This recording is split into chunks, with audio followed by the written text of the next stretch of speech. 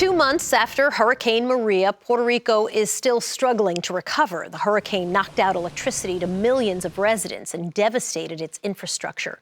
By our latest count, the power grid is generating at 50% capacity. 1 in 10 residents lack running water, and at least 2,000 people are still homeless. Puerto Rico is home to 3.4 million Americans. By all reports, that number is in decline. Nearly 139,000 Puerto Ricans have moved to Florida since the hurricane hit on the 20th of September.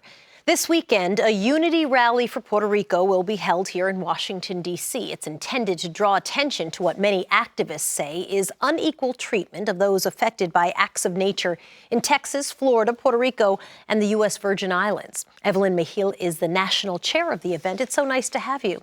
Thank you for having me. You bet. What are you marching for? What do you want out of the march? I think at the end of the day, what we want is to be treated with human dignity. I think the people of Puerto Rico and the people here that are Puerto Rican and U.S. citizens are finally at that point where we say enough is enough. You know, it's time that we're being treated with dignity. It is time that we get the same treatment that everybody else. And I think that it's a day of solidarity where we want to get, collectively raise our voices as one and make sure that we stand together for our brothers and sisters in Puerto Rico. You were born in New York. You spent much of your childhood in Puerto Rico. Yes. If only Puerto Ricans come to this march, is that still a success? This is not a Puerto Rican issue.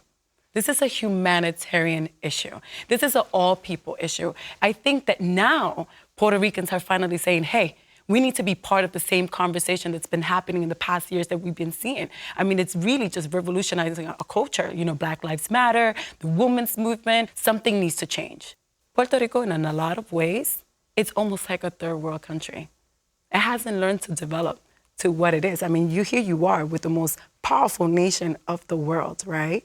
And you think that it would be developed on many levels. Its government, its system, its roads, etc. We're U.S. citizens. You would think that we would be up to par, right? But we're not.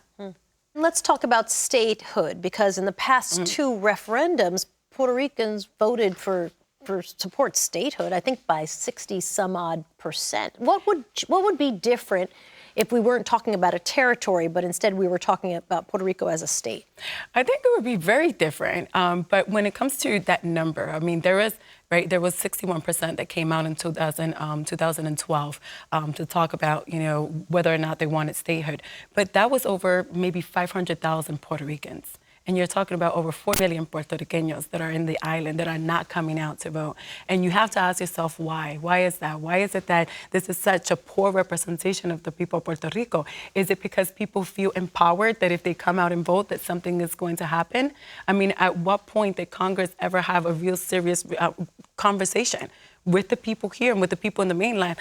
Will Puerto Rico be independent, or will Puerto Rico become a state? 139,000 people, it's been counted, have left the island and gone to Florida. What are your concerns about that flow out of Puerto Rico into the mainland? Well, I think it's the same concern that a lot of people have been talking about, right? That brain drain, that the people that contribute to the economy, the people that contribute to the education system, the youth that are, that next to obviously, create families and have their children go to school and create the Puerto Rico of tomorrow.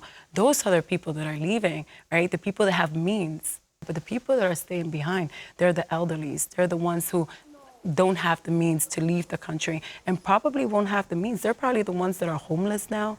They're the ones that have been left without any type of security. I mean, this is a big problem. When we're talking about this, we have to really question and ask ourselves, is there going to be a Puerto Rico tomorrow? Evelyn Mejil, good luck with the march. Thank you. Nice to chat with you. Thank you.